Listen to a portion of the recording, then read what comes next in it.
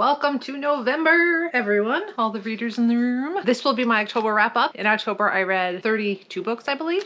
Here's some from the physical stack. It's actually a smaller physical stack than it has been in the past. I must have read more library books, something. We'll see. And we're just gonna go through them one at a time as quickly as possible and remember what I can remember, because who knows, I'm kind of getting, ooh, this sweater. The camera makes me a little sweaty. Anyway, let's start with these two. I read Rosemary's Baby and The Exorcist. These were my two classic horrors of the month. I don't know if I need to really tell you what these are about. Rosemary's Baby, of course, is the classic woman gets impregnated by devil's spawn, doesn't know it. Husband's a piece of crap. His name is Guy. What do you expect? They get a deal on a fantastic apartment in a New York high-rise rental lottery type of thing. Oh, my mic. Whoopsie. Their name pulled into a raffle, a housing raffle. So too good to be true. I give this 4 stars. I love Rosemary's Baby. I've always loved Rosemary's Baby, the movie. So I just wanted to finally read the book. And actually the book is very similar to the movie. It's a very faithful adaptation. So either one, can't lose if you want to watch it or read it or both. I don't recommend reading Son of Rosemary or even looking into it, because from what I hear, it's no good. And it's really, really bad, as a matter of fact. And it really takes a giant steaming poo-poo on the first book. Read it, but I did watch a synopsis of it because I wanted to know why everyone hated it so much. Yeah, anyways, and then I read The Exorcist as well. And of course that is a possession story about a young 12-year-old girl who gets possessed by a demon and she has to be exorcised. And that, I feel like the adaptation is also pretty good for that one as well. I'd seen the film, but I've never watched the movie. I liked it, I enjoyed it. I think I gave that one 4 stars as well. You know, these books are both dated, but I feel like they still hold up. There's definitely, and like the shocking things in here that happen as well in the movie. I'm just surprised that they were published because they continue to be shocking. And I don't feel like you could get away with all that back then. So I liked it. It was a time. It was worth a read, in my opinion, if you have not read it and only seen the movie. What else? I want to go on my Goodreads because I want to be able to remember what I rated all these books, because I made the unfortunate decision to not to take notes this month, which was a poor decision. Okay. Anyways, I read Paladin Strength, which is the second book in the Saint of Steel, I believe, series by T. Kingfisher. I enjoyed this one just as much as I enjoyed the first one.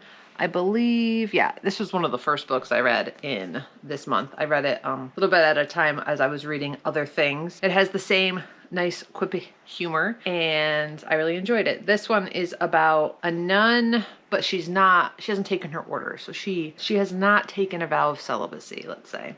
And she is part of a religious group called the Ursa Coven or something like that. And then there is a paladin who, all the paladins from these books, I believe, are part of a group of paladins whose god died. So then you don't know what to do with themselves. And he is some barrels of substances somewhere and also trying to figure out this mystery of why these heads keep showing up without bodies. And that is a carryover from the first book. And he is also like this big, burly, grumpy kind of guy, but also kind of funny. And they're both older protagonists. I like their relationship and their quips in here. She is like a big, tall woman and he is a big, gruffy guy. I enjoyed this a lot. I think I gave this 5 stars, but I guess I could check because I have my Goodreads right here. Yes, I gave it 5 stars. Let's see what else. I read We Love You Bunny. I don't think I've talked about this. My thoughts on We Love You Bunny by 101. Interesting. Didn't need to exist in my opinion. If you don't like Bunny, don't read this book. If you do like Bunny, maybe read this book. I don't know. Some people are liking it. I am not liking it. I thought some of the things were interesting. I thought there were some great lines in there, some 5-star,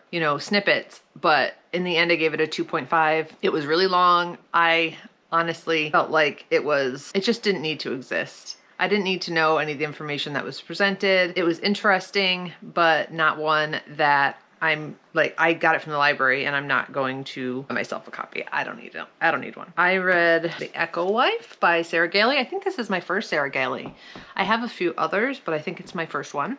that I have and that I have actually read. This is a sci-fi clone story about a woman who's a scientist, and she's like big into clones, and she's developed these amazing tools and science that has created clones, and they make copies of people. And unfortunately, her husband creates a clone unbeknownst to her of her. And this clone is a little bit of Stepford wifey, is better than her. And so she leaves him when she finds out, and he goes off and lives with his perfect little clone wife. And she doesn't know how he created her using her science without a lab and all these things, but we slowly find that out. And it says in the synopsis, so this is not a spoiler, the clone ends up killing her husband. So then she has to deal with this clone and what to do with the clone and what to do about the fact that this clone killed her husband and she has the exact same DNA as her, so she could get in trouble. I found this to be interesting. I gave it 4 stars. All right, maybe I should go through these a little faster. I don't know. I read The Midnight Library by Matt Haig.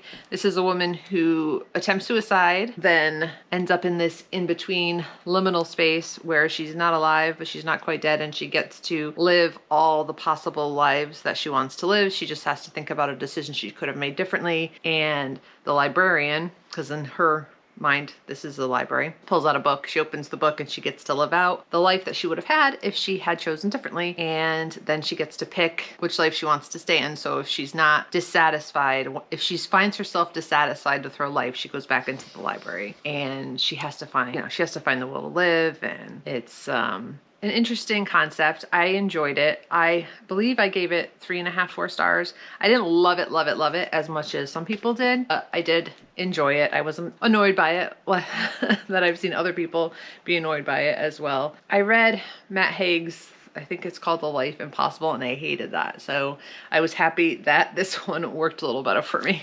I have Natural Beauty by Ling Ling Huang. I read this really after Immaculate Conception, which I think most people have read Immaculate Conception after this. I liked this, I would say, just as much as Immaculate Conception. I think maybe because I read Immaculate Conception first, I like that more. This is about the beauty industry and the crazy whitewashing of people in the beauty industry, crazy beauty standards that we have, and all the crazy procedures and things that can happen, and it gets culty and weird, and I enjoyed it. I thought it was interesting. I don't want to say more than that, but it was fun. I liked it.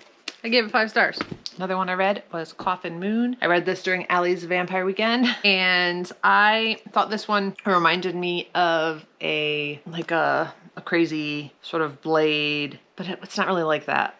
It's like an action vampire movie instead of a book about what it's like to be a vampire and the life of a vampire's, I don't know. So yeah, it was more like actiony. It was very cinematic, and I think that this could be a good movie, but for me, I didn't really like the book as much as I wanted to overall. This is about a family this family where it's an aunt and an uncle and a young teenage girl, and she lives with them because her mother got killed. Or no, she's in prison because she killed her boyfriend who was abusive to her. And so yeah, she's in prison. So she had nowhere to go. So she went to go live with her aunt, and they live above a bar, and the husband works at the bar, and then the bar is owned by her grandparents. And then something bad happens and they have to go on a road trip to hunt down the person responsible for the bad that happens. And that person happens to be a vampire.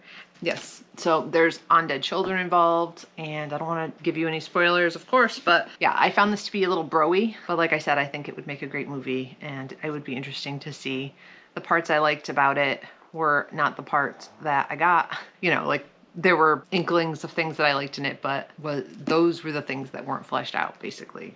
We got a lot more action and revenge and things like that in here, and I didn't really like the main guy character in it. He was nice enough, I suppose, but the very beginning, they're in the bar a lot and they're dealing with organized crime kind of stuff with the vampires, and wasn't my kind of vampire book, but it's still a vampire book. I believe I gave it 3 stars. So yeah, it wasn't a bad book at all. It's just, it wasn't like my cup of tea where I could give it more than that. I think some people will really like it though. I read Hungerstone by Kat Dunn. Let me see. And I gave that one 5 stars. I really liked this one. I think my review on Goodreads just says sapphic atmospheric gothic goodness. It's a Carmilla retelling, vampire related.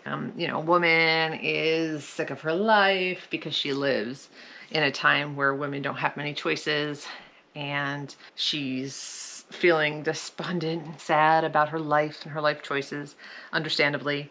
And this woman comes into her life and kind of riles everything up, and she's a vampire. So I really liked this. I thought it was a great book. It's very, you know, there is plot in it, but it's a slow gothic book. And if you like that, you like sapphic stories and vampire stories, then you might like this. I gave it 5 stars. I loved it. I read 4 Ruined Realms, which is the sequel to 5 Broken Blades, which I think a lot of people seem to not like, but I actually really like. The first book, I thought it was fun, and I was putting this off because I just wasn't sure if, even though I gave the first one, I think 5 stars, I don't know, I just didn't pick it back up. But I like this one just as much as the other one. They're super short chapters, the characters are fun, the story is exciting. Yeah, at the end of the first one, there's like a big reveal, and I liked the way that it continued on from there, and it was fun. In the first one, it's about these 4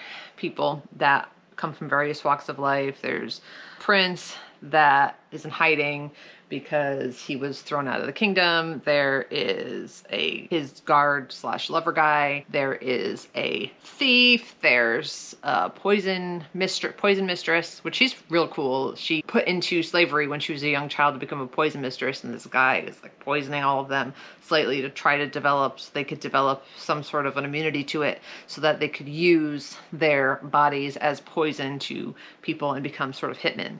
And so basically her kiss could be deadly. So I really liked her. I'm trying to think if and then there's another guy that kind of hangs out with the person who pickpockets and steals things, guarding her. So, and I like her as well. So I thought this was fun, and I thought there was more than 3, but I guess there is going to be 3 of these, but I'm not 100% on that one, so I'll have to fact check that. But yeah, I read Tomorrow and Tomorrow and Tomorrow.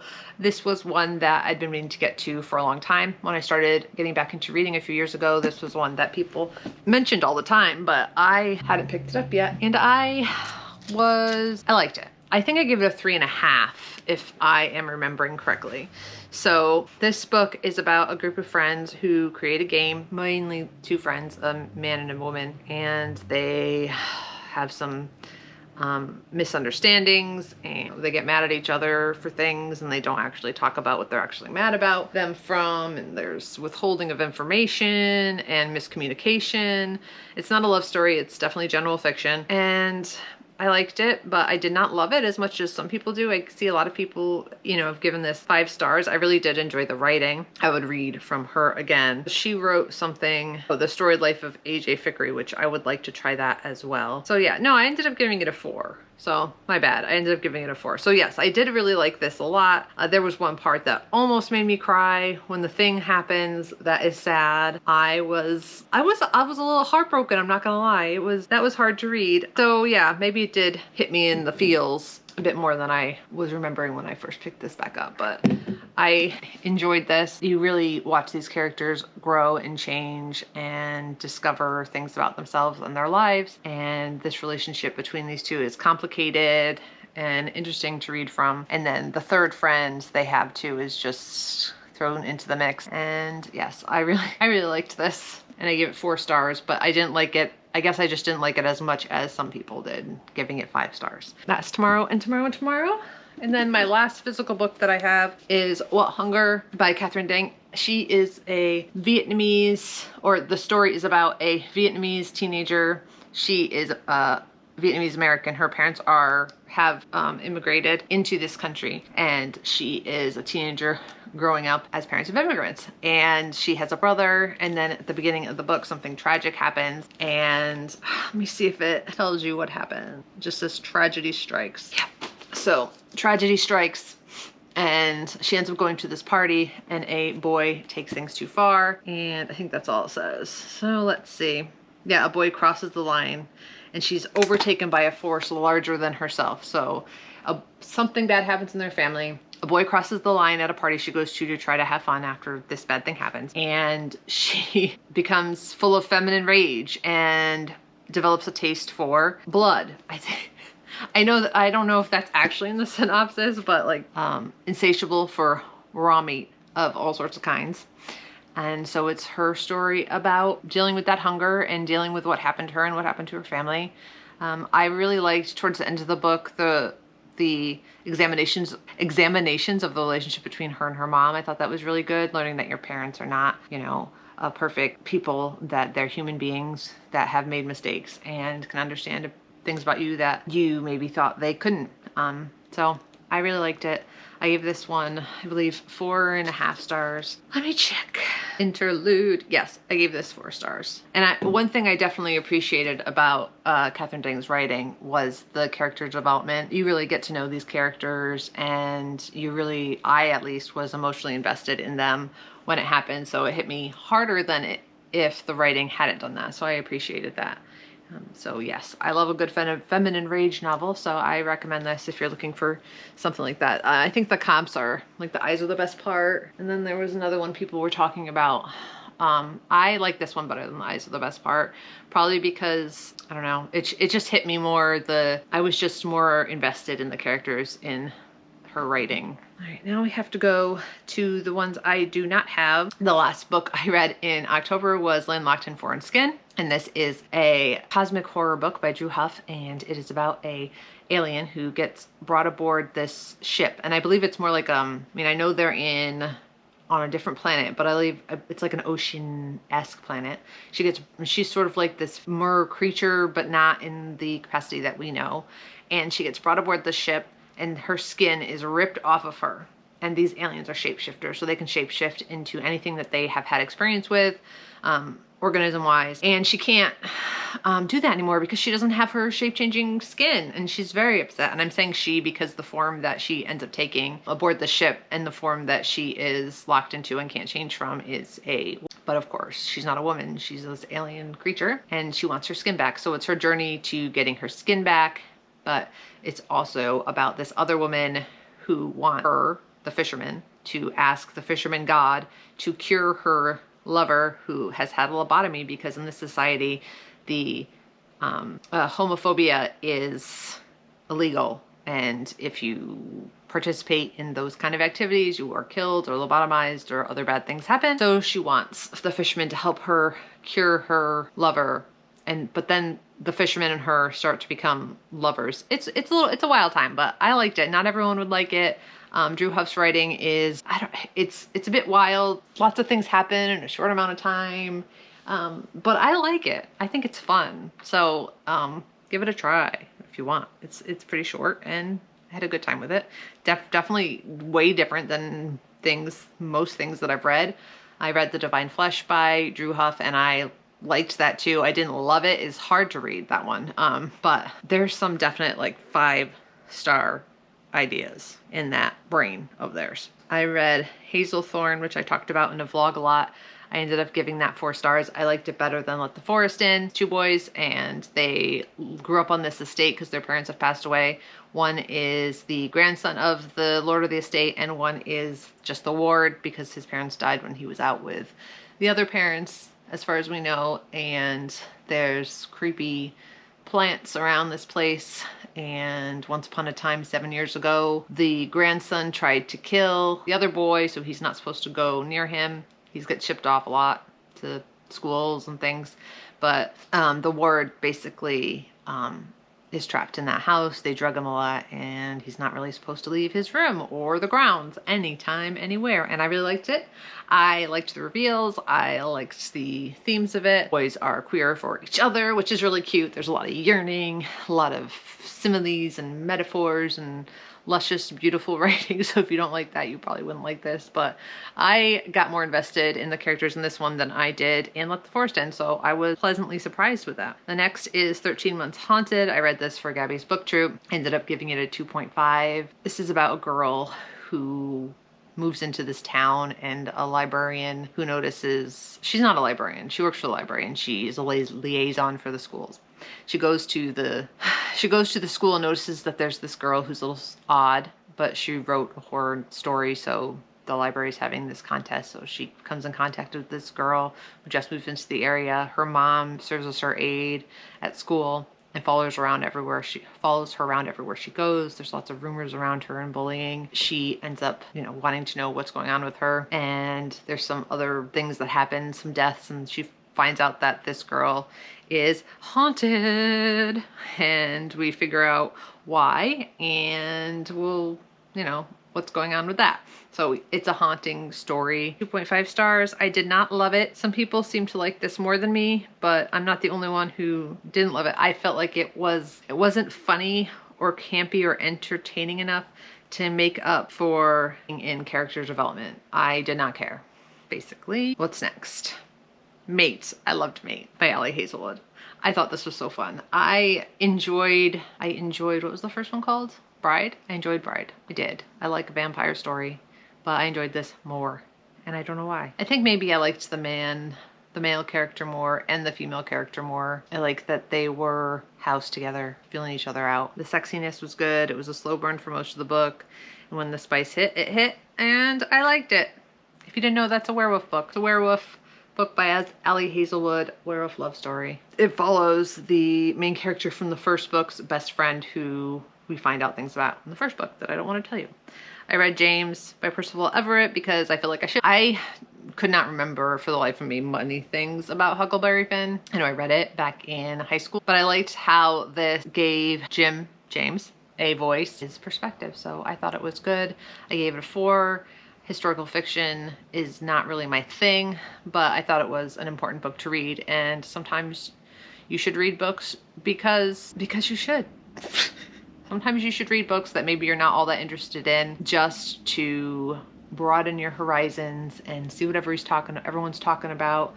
And this book is widely spoken about, so I wanted to see what the fuss was about, and it is very good. So if you like those kind of stories, and even if you don't, you might want to give this one a try. It wasn't going to get a 5-star for me. Is it objectively a very good book? Yes. So it could be a 5-star for you, but it's not my cup of tea. But I did really enjoy it, especially once we got going into the story. I found the beginning a little more bland because it more closely kind of followed what I remembered from the original works. So I thought it was an interesting thing to do and an interesting concept.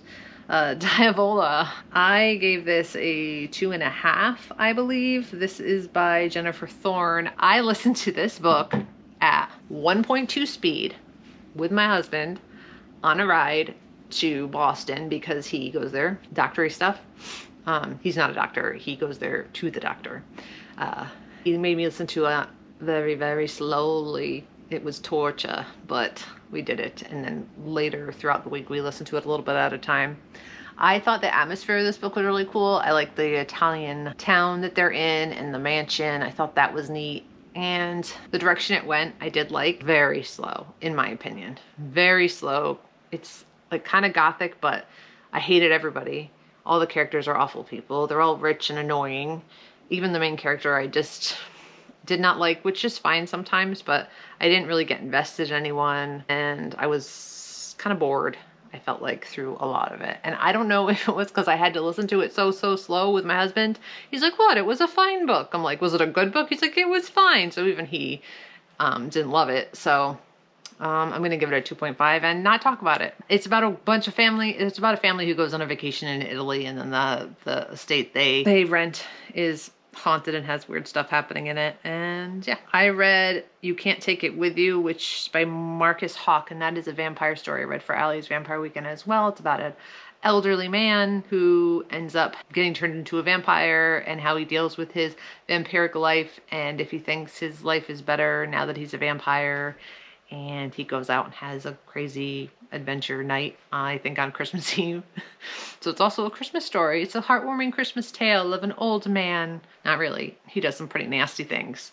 But I enjoyed it well enough, and I gave it 4 stars. It's a short little book, and I recommend it if you want a interesting, kind of different tale about a vampire old man. He's like in his 90s. I read A Monster Calls by Patrick Ness, which is my favorite book of the month.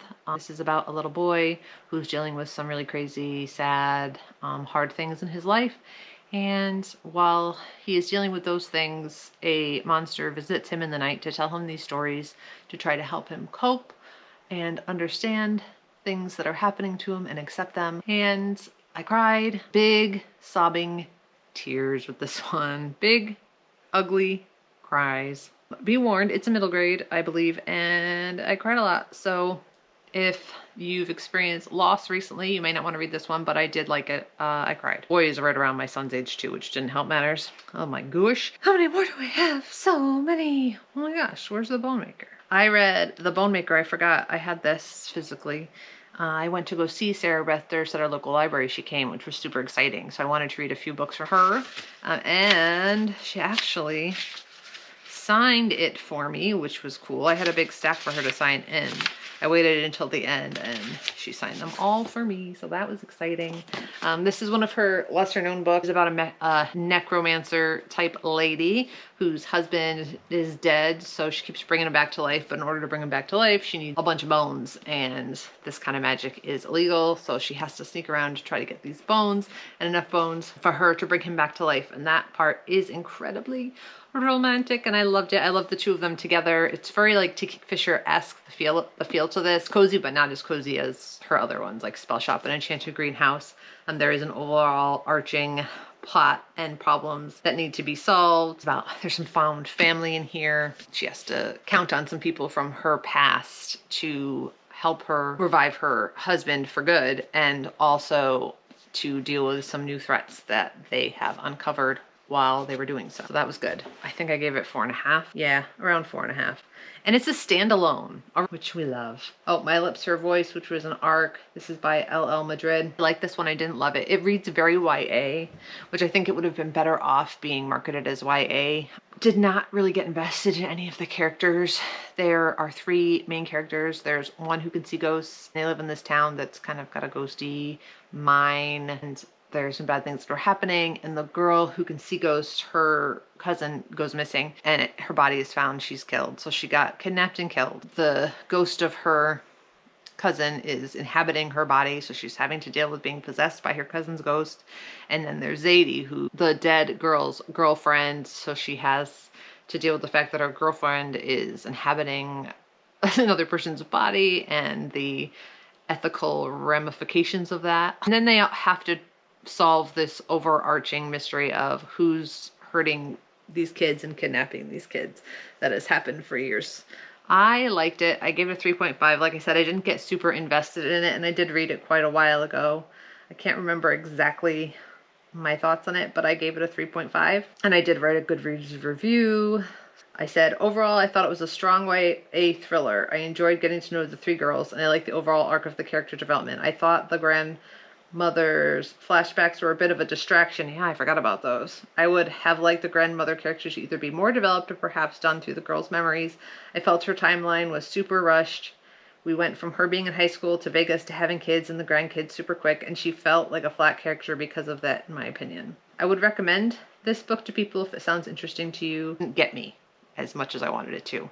And also, the killer I was able to predict from the first quarter of the book. I don't know if that was intentional or not. I was like, oh, it is the person I thought it was. Okay, this is gonna be a bitch to edit. I read Soul Match, which was a random pick from the library. It is a dystopian YA book about a society where at a certain age you get matched to your soul that embodies your body, and you get to remember all their past lives, and you get all the memories and the money and whatnot from the lives you've lived before. And I thought it was interesting. I think it felt very nostalgic. I thought it was a strong YA utopian, and if you liked things like that in the past, you might like this. Like Matched was one I remember reading. The Treatment, things like that. It was good. I give it a 3.5. It's entertaining. And I did a reread of Black Sheep, which I do have somewhere over there. Rachel Harrison book.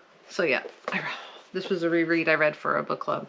This is Black Sheep by Rachel Harrison, and this is a book about a girl who grew up in a cult, religious cult of some sort, and she leaves, and she ends up receiving a letter, and she goes back for a wedding. She has to deal with that, and secrets are uncovered, and she learns things about her family and life and why she probably should never have come back. Lots of examinations of family trauma, family religious trauma in there. It's my favorite Rachel Harrison. I gave it 5 stars. I read The Compound by Aisling Rall. I really like The Compound. I thought it was fun. That's about a bunch of people that go on this reality show and they have to do challenges and things to get more things for the house so their lives are more comfortable. And on the outside, there's some kind of war going on. We don't really know why or what's happening. You know, there's lots of fires and war. And at the beginning of the book, the girls are drugged and wake up at the house not knowing how they got there. And the boys have to go through the desert to get there. They've had to fight their way there. I thought it was fun and I liked it. And I gave it 4 stars. I don't know. This wrap-up was kind of a mess. Crafting for Sinners, I ended up giving it 2.5. This is a sapphic story about a woman just trying to steal from a religious craft store because they're religious and they suck, and she used to work there. And they're trying to earn some money to get out of this town because it's super religious and culty. They don't have money to get out of there yet. And they're 2 women who live together. They are, I believe, married, or if not, just girlfriends. So of course, it's not the best situation to live in a super religious town that is against them. So it gets a bit weird. There are definitely some 4 and 5 star moments in there for me, but overall I gave it a 2.5. Again, I just didn't really get invested in this. I wanted it to get even more camp than it did. I felt like it was, the idea overall was meant to be campy, but it just didn't go camp enough for me. The podcast element was fun, but we didn't really return to it. And the other epistolaria sides didn't hit the way they should have, in my opinion. Oh, there's some really ratty rats. So if you don't like that, trigger warning for that. I think some people would really like this one though. It just didn't hit for me. I found some of the middle bits to be a little bit of a slog to get through, which I felt like it should not have been a slog to get through because the content is interesting. If I have any comps for this one, horror store. It's a little bit like that, where there's an underlying evil going on in a big box store. The Lord's Crafts, as we call Hobby Lobby in this house. Anyway, I read Human Rights, which was the 3rd book in Her Majesty's Royal Coven series. I gave it a 4. I liked it. I like the whole series. I think people don't like it for some reason overall from what I've seen, but I really enjoyed it. So I gave it a 4 stars. I like the relationships all the women have together. I think sometimes the themes hit you over the head a little bit, are kind of too spot on. Could have used a little bit of a lighter touch, maybe mostly in the 1st book. But overall, I really ended up enjoying this series. It's about witches. I don't want to give away anything that happened in the first 2 books. The Haunting of Payne's Hollow, I read on NetGalley, and I gave it a 3.75. This is a ghosty story about a woman who goes, in order to get her inheritance, which she desperately needs because her mom is sick, she goes back to this old place where her father was killed and was convicted of killing this boy. And she has to go back to the lake that this happened on, and spooky things happen there, and she has to stay there for a month. Otherwise, she won't get her inheritance. That's what the stipulations of the will, and lies are uncovered. Supernatural things happen. There's a headless horseman, which is pretty cool. The ghoulies were really cool. Didn't get emotionally invested in this one either, which might have been me at this time of the month. I don't know, but I did enjoy it. I gave it a 3.75. I thought it was a solid horror thriller, and it was by Kelly Armstrong. I started and DNF'd Blood Moon. It was just way too young adult for me. Very Twilight fanfic-esque. I DNF'd at 51% in on a run, and it is very young adult and very Twilight. And I read, it's like a little Ellie Hazelwood novella. I thought it was cute. I gave it 4 stars. It's about a slayer, a vampire slayer, and a vampire, and they keep running into each other, and they have to deal with the fact that they are drawn to each other, but they are mortal enemies. I thought it was cute. Deadly Animals by Mary Tierney. Excuse me. I said it was predictable, but honestly, I didn't care that I figured out what was going on. I enjoyed the plot and characters anyway. I will say letting a teenager wander around a possible crime scene, questionable police behavior. This is about a town in which a girl likes to find dead animals and things, and she likes the science of the bones, and she likes to look at them and study them. And she stumbles upon a body of a boy who was missing. And then she works with the detectives to find out what's happening to these kids, because there are several that are kidnapped. What happens after that? So I found this one to be interesting. I did figure out who the bad guy was. I don't know, I got invested in the main character. I thought that she was really cool. She's like a Nancy Drew type, but also like serious, and I really liked her. So there's that. I don't think a lot of people have read that one, but I enjoyed it. I would recommend it. What Feast at Night was the second book in the Sworn Soldier series by T. Kingfisher. Gave that one a 3.75. I enjoyed it. I liked it just as much, if not more, than the first one. I like the relationship. Let's see. I have a couple more left. I'm tired. 2. Ooh, we're almost done. I have Upgrade by Blake Crouch. This is my first Blake Crouch, and I thought the concept was interesting. The first little bit was fun, and then it went downhill from there, and I gave it a 2-star. This man ends up being exposed to something that he shouldn't have been exposed to, and things start happening. Anyway. And then last but not least, I read Dearest by Jackie Walters, which is about a mother who brings home a newborn, and her husband is away. I think he's overseas, and she's having trouble dealing with being a new mom and all the things that go along with that.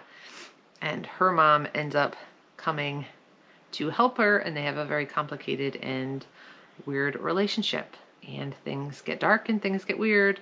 And I liked the direction it went in. I ended up giving it a 3.5 because there were parts that I really, really liked, but there were also some things that really annoyed me. And I'm looking at you, epilogue. So I didn't think that was needed. It's worth a read if you are interested. And that was a 3.5. So that is the end of that. That is my very long wrap up. And for October, I need to take better notes for November. I think what happens is I take good notes and I do a wrap up and I'm happy with it. And then the next month I'm like, I don't need to do that. And I forget how bad it is when I don't. So I'm gonna try to start to do more of that. Thank you so much for watching. If you've made it this far, I appreciate it. Please like and subscribe if you are enjoying my content. Bye.